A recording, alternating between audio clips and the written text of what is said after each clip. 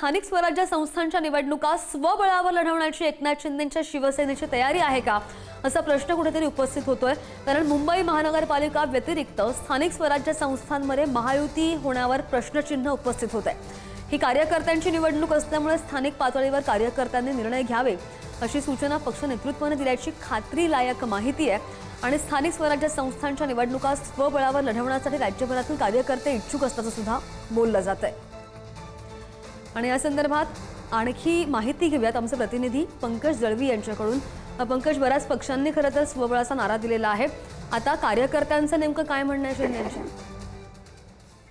एकनाथ शिंदे यांच्या शिवसेनेनं गेले 4 दिवस राज्यातल्या विभागनिहाय मतदारसंघांचा आढावा घेतला आणि या मतदारसंघात जे कार्यकर्ते जे आले होते, जे पदाधिकारी आले होते, या सगळ्यांच्या भावना ज्या आहेत त्या शक्य असल्यास स्वबळावरती निवडणुका स्थानिक पातळीवरच्या लढाव्यात अशी भूमिका त्यांची आहे।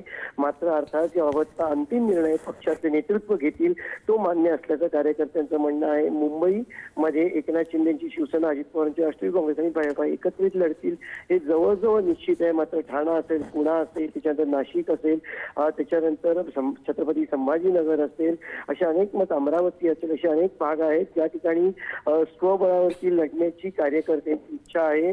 अर्थात ही निवडणूक कार्यकर्त्यांची निवडणूक असते तशी खासदार श्रीकांत शिंदे यांनी सांगितलं। त्यामुळे कार्यकर्त्यांनी स्थानिक पातळीवरती निर्णय घ्यावेत, इकडची समीकरणं काय असतील कार्यकर्त्यांनी निर्णय घ्यावे असे पक्ष नेतृत्वानं सांगितलेलं आहे। मात्र असं असून सुद्धा अंतिम निर्णय हा पक्ष नेतृत्वाचा असेल असं म्हटलं जात आहे। मात्र कार्यकर्त्यांची तयारी जी आहे ती स्वबळावरती लढावी अशी त्यांची इच्छा आहे। अगदी। आणि वरिष्ठांनी काय सूचना दिलेल्या आहेत आणि वरिष्ठांच्या निर्णयात